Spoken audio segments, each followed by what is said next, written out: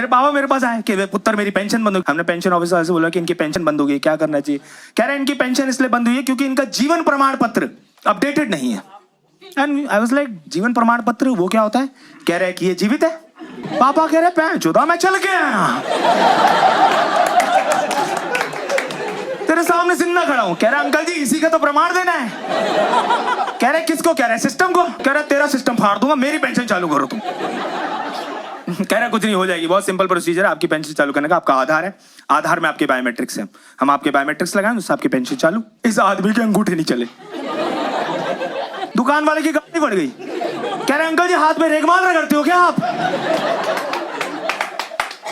उससे बकचोदी करे। कह रहे पैरों को अंगूठा लगा लूं? पैरों को अंगूठा? कह रहा आया तो दे। मैंने कहा पापा, कह रहा नहीं अंकल लीगल नहीं। आ रहा तू ला तो सही। हमने वो लगाया और वो चल गया। हम दोनों की फट गए। हमने कहा ये कैसे चल गया? कह रहा है 10 साल से पेंशन ऐसी थोड़ी आ रही है। कह रहे आप ऐसा पेंशन ले रहे हो 10 साल से? कह रहे नहीं ऑप्शन लीगल नहीं है, दूसरा ऑप्शन चूज करना पड़ेगा। Second option is I retina. हमने वो लगाया, उससे उनकी पेंशन चालू। पर तब से आदमी कॉन्शियस हो गया कि मेरी आंखों को और मेरे पैरों को अंगूठों को कुछ नहीं होना चाहिए। तो 12 जोड़ी काले मोजे और 12 काले चश्मे आदमी खरीद लाया है। अब भाई साहब आप इमेजिन करो घर में सफेद कच्चे बनियान में एक आदमी